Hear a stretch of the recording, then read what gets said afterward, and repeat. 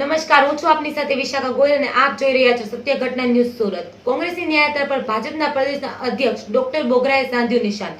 ભરત બોગરાએ કહ્યું કે કોંગ્રેસ દ્વારા કાઢવામાં આવેલી યાત્રા તે ન્યાયયાત્રા નથી, રાજકીય યાત્રા છે અને એમ પણ કહ્યું કે રાજકોટના અગ્નિકાંડની ઘટના બની ત્યાં શ્રદ્ધાંજલિની સભા રાખવામાં આવી હતી, ત્યાં રાજકોટના 5 લોકો પણ હાજર ના હતા। બહારથી ભાડા પર લાવીને લોકોને રાજકોટની અને ગુજરાતની શાંતિ ડહોળવા માંગી રહી છે કોંગ્રેસ।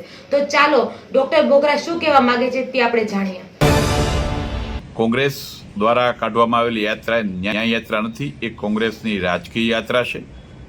આપે પણ આજે સવારના જોયું કે રાજકોટના અગ્નિકાંડની ઘટના બની ત્યાં શ્રદ્ધાંજલિ સભા રાખી હતી। રાજકોટના 5 લોકો પણ હાજર નહોતા। બહારથી ભાડુઆત લોકો લઈ આવીને એ રાજકોટની અને ગુજરાતની શાંતિ ડોળવાના પ્રયત્નો કોંગ્રેસ કરી રહી છે।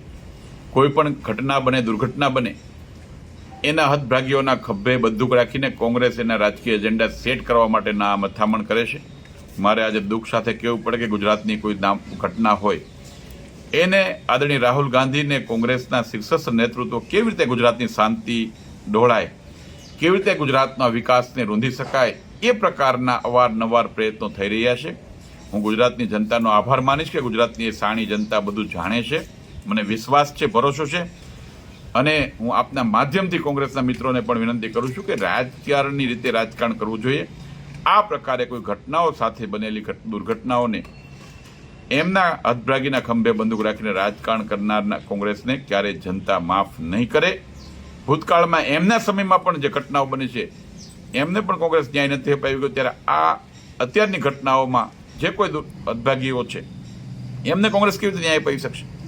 ભારતીય જનતા પાર્ટીની સરકાર પર ગુજરાતની જનતાને અને જે ભોગ બનનાર પરિવારો છે એમને પણ વિશ્વાસ છે અને હું આપના માધ્યમથી ખાતરી આપીશું કે ન્યાય અમે અપાવશું।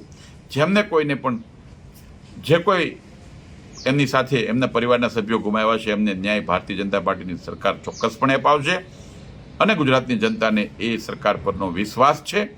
કોંગ્રેસ એ રાજ્યમાં અરાજકતા ફેલાવવાનો પ્રયત્ન કરે છે, કોંગ્રેસ એ ગુજરાતના વિકાસને રોકવાનો પ્રયત્ન કરે છે, રૂંધવાનો પ્રયત્ન કરે છે અને ગુજરાતને બદનામ કરવા માટેનો પ્રયત્ન કરે છે। ગુજરાતની જનતા અને રાજકોટની જનતા ક્યારેય એને માફ નહીં કરે અને સહન નહીં કરે।